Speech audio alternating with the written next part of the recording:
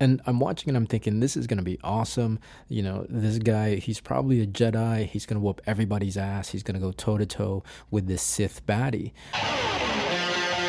You're listening to Path of the Jedi with your host, Ronnie Cruz. All right, welcome to Path of the Jedi, the podcast where Star Wars meets personal development. My name is Ronnie Cruz, your host for this illuminating adventure. And yeah, well, welcome to, what is it, mid-March already? It's crazy how fast time is going when you're having fun. I'm having a great time with you guys here on the show. And I'm actually glad to be back home. I'm back home at least for another couple of weeks, and I'm back in the chair in the home studio. So last week I shared with you guys my top 5 favorite female characters, women characters of Star Wars, and that was a great deal of fun. If you guys haven't heard that episode, go back and watch it, go back and listen to it. But as soon as I recorded and uploaded that particular episode, I realized, man, there's so many other characters, other women of Star Wars that I just like completely spaced on, right? And didn't even give it any kind of mention to. You have someone like Jyn Erso from Rogue One. What an amazing character. You have Vice Admiral Holdo from the sequel trilogy. You have Ventress, right? A villain, but really so much more than just a one-sided villain, right? She came from the animated series and has a couple of books that she makes an appearance in. And so, yeah, she's an amazing character. You have Omega, another animated character that's brand new that made an appearance in The Bad Batch. And of course, how can I forget to mention Amidala? Come on, Amidala. She's so central to the prequel trilogies. Yeah. I mean, it's good fun. There's so many amazing women characters, female characters in the Star Wars universe. The list that I mentioned last week was definitely not exclusive, and it's always ever evolving anyway. So if you missed that episode, if you want to go listen to it and find out who I picked for my top 5, go back and listen to that last week's episode. This week we are going to dive into the animated series called Star Wars Visions. Now, for those of you who are not familiar with this particular show, it's a collection of Star Wars anime that came out back in October, I believe it was when it first came out. And we haven't gotten a chance to really dissect and discuss those yet. So I wanted to take this opportunity. It's 9 episodes, 9 different shorts in this particular series, all completely unrelated to each other. Each one is a standalone storyline, and they're not necessarily canon, but they're incredibly fun and they're incredibly rich nonetheless. Also, what this will do is it's actually a 9-episode show, and so that'll put us perfectly if we do one episode per week. That'll put us perfectly into May, around the time when the new show comes out. That's right, Kenobi. So I think, it just kind of worked out perfectly. I didn't intend that originally when I decided to do this series, but the Force is strong, isn't it? Okay, so the first installment in the Star Wars Visions series is a beautiful piece called The Duel, right? The Duel. And again, for those of you who haven't watched this series yet, I encourage you to do so because all the shorts, all the episodes in this series are magnificent. I absolutely love them. And they're not that long. They're anywhere in the 15 to 20 minute range, I believe.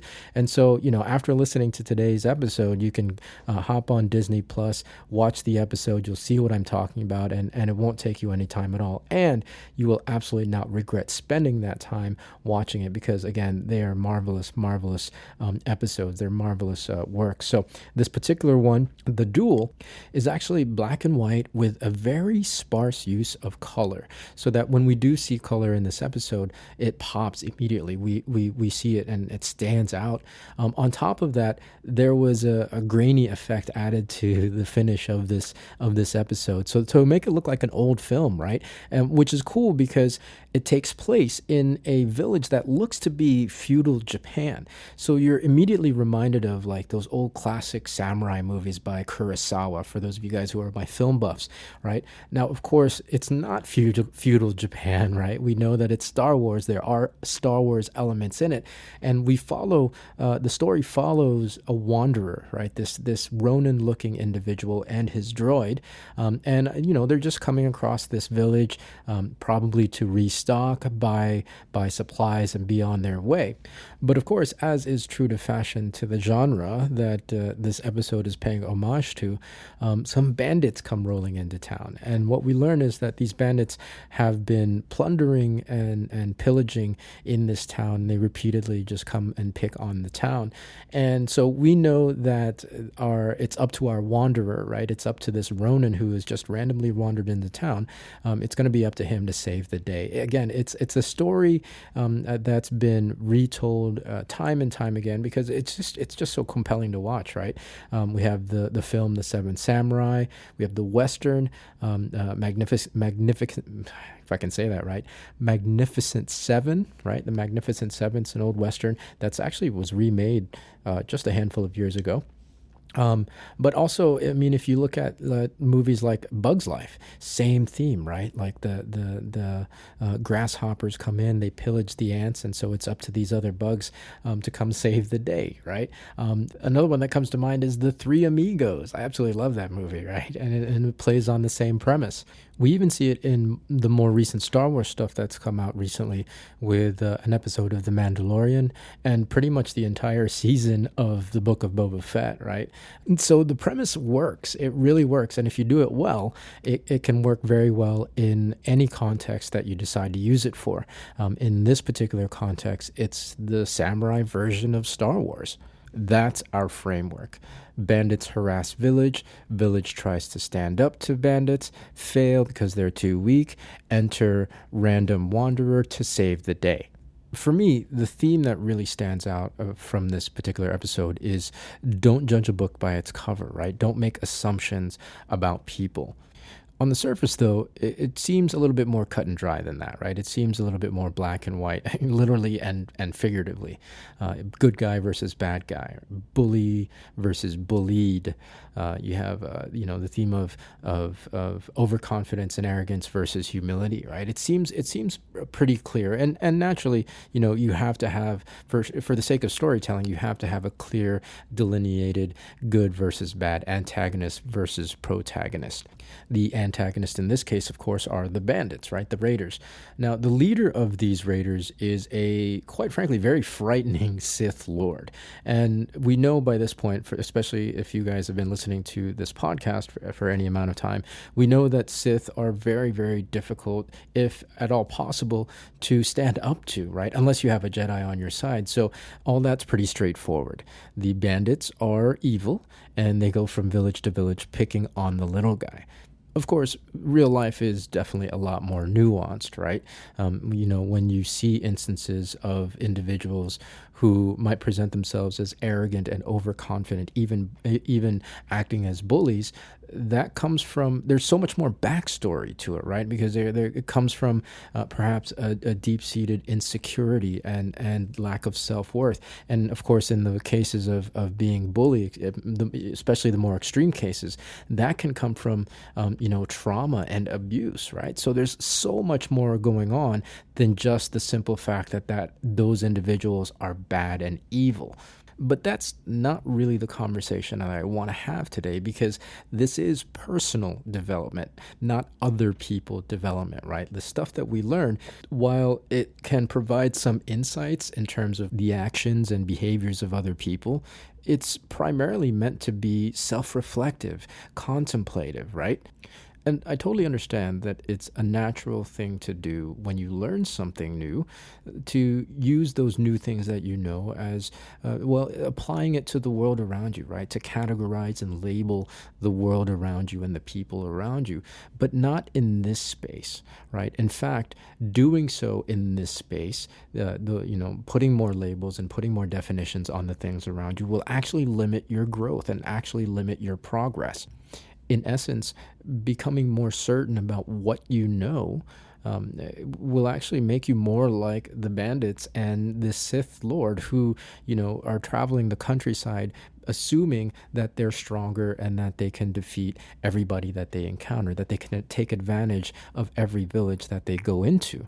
What we know from storytelling convention and, this particular episode, The Duel, is that bullies eventually get their due.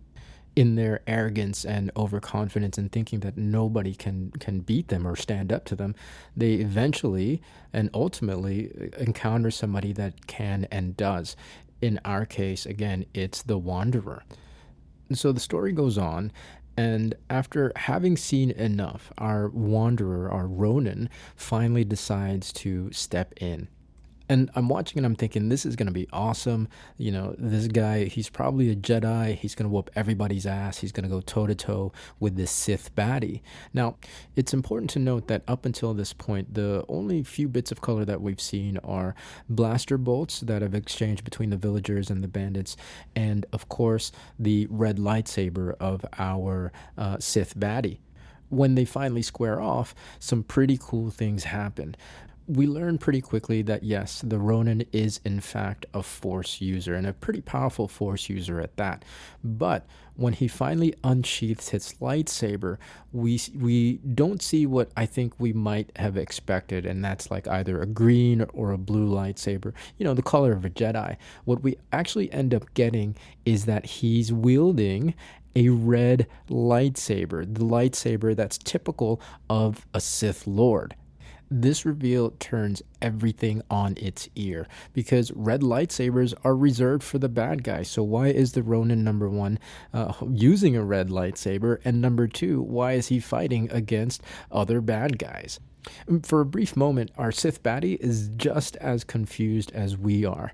But she snaps out of it pretty quick, right? Going back to her own certainty, what she knows about the galaxy and the people in it, right? How the things work. And I guess she assumes that this Ronin must be some Sith flunky, calls him a coward, probably assumes that he was weak and he couldn't make the cut. And so she goes on and continues to fight him, probably thinking that her victory is a foregone conclusion. Fast forward through the rest of the story, of course, our hero prevails. Spoiler, right? He defeats the Sith baddie, defeats the bandits, saves the village. Again, on the surface, this looks like a story about good versus bad and good prevailing. But I think it's so much more than that. To me, this is a cautionary tale. If you look at it from the Sith's perspective, the bad guy's perspective, her undoing was her arrogance. She judged a book by its cover and overplayed her hand. She was holding on so tightly to what she thought she knew about the world, about her world as a Sith, that reality eventually put her in her place, and put her in her place in a very, very permanent way. So we really have to be careful to not be assumptive and presumptive about anything or anyone, because there's really so much more going on beneath the surface. My advice would be this: go easy on people. Go easy on them, because you have no idea what they've had to do to be where they are. And also understand that they have no idea what you've had to do to be where you are. So instead of being assumptive and presumptive, how about let's show each other a little bit more compassion, a little bit more understanding, a little bit more empathy. Because life, very much like this episode of Star Wars Visions, isn't just black and white.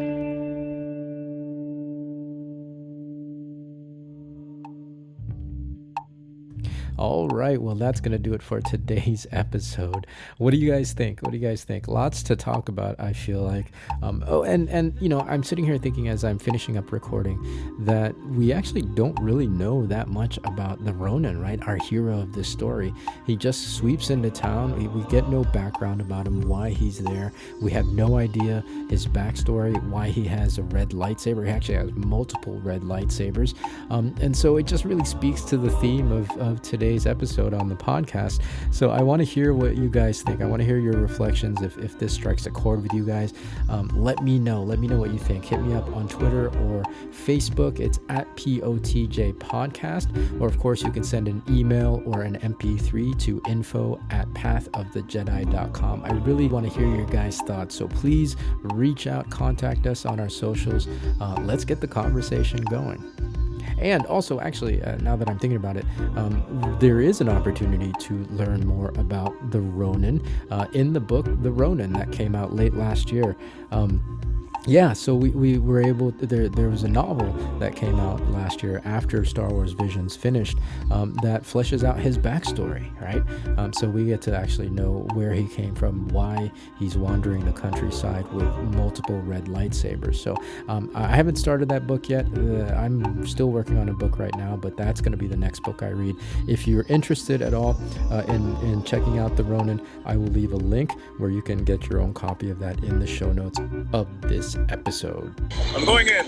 Cover me, Porkins. Okay, so just as a quick reminder, I'd like to invite you guys to join us in a couple of groups on Facebook, a couple of communities that are really, the intention is to help support you on your growth journeys, both the personal development and in your health and fitness, right? Health and fitness, it's a complete picture. It's got to be balanced, right?